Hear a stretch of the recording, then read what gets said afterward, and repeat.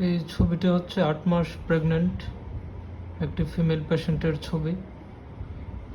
এখানে এটা হচ্ছে ফেস বাচ্চার বা মুখমণ্ডলের ছবি, আর এদিকে হচ্ছে মাথাটার থাকার কথা।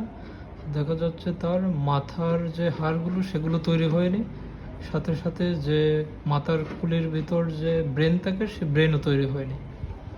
তো ওনার এমনিতে কোনো সমস্যা নেই, সব কিছুই ঠিকঠাক। উনি জাস্ট চেক আপের জন্য আসছেন। এর আগেও ১.৫ মাসের সময় উনি একটা আলট্রাসোনোগ্রাফি করেন, যার রিপোর্ট আমাকে দেখাতে পারেননি। তো তখন হয়তো কিছু বলেনি ডাক্তার বা কিছু দেখা যায়নি। ১.৫ মাসে তেমন নাও বোঝা যেতে পারে অনেক সময়, বা আমি জানি না আসলে কয় সপ্তাহ বা কয় মাসে করিয়েছিলেন, যেহেতু আমাকে রিপোর্টটি দেখাননি। তো ওনার ক্ষেত্রে কোনো সমস্যা নেই, সব কিছু ঠিকঠাক। ওনার শারীরিক অবস্থা ভালো, কিন্তু আলট্রাসোনোগ্রাফি করার সময় দেখা যায় যে যে বাচ্চার যে ব্রেন এবং মাথার খুলি সেটি তৈরি হয়নি। যে এখানে আরেকটু স্পষ্ট বোঝা যাবে, এটা হচ্ছে বাচ্চার বডি, এটা হচ্ছে ঘাড়, এটা হচ্ছে চোখ, হচ্ছে মুখ, নাক, চোখ, এটা হচ্ছে হার্ট,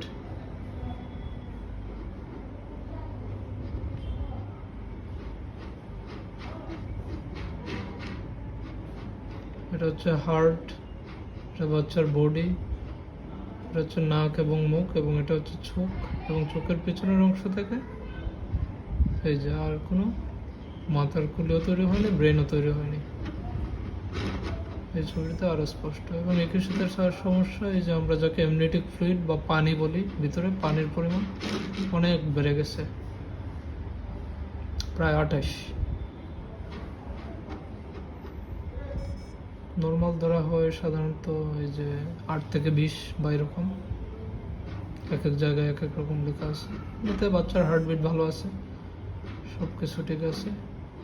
তো এটার অনেকগুলো কারণ থাকতে পারে, তার মাঝে সব থেকে বড় যে কারণ, ভিটামিন বি এর বিভিন্ন ভাগ আছে, তো B9 বা ফলিক অ্যাসিড, ওইটার কারণে অনেক সময় যে নিউরাল টিউব ডেভেলপমেন্ট বা ক্লোজার ঠিক মতো হয় না।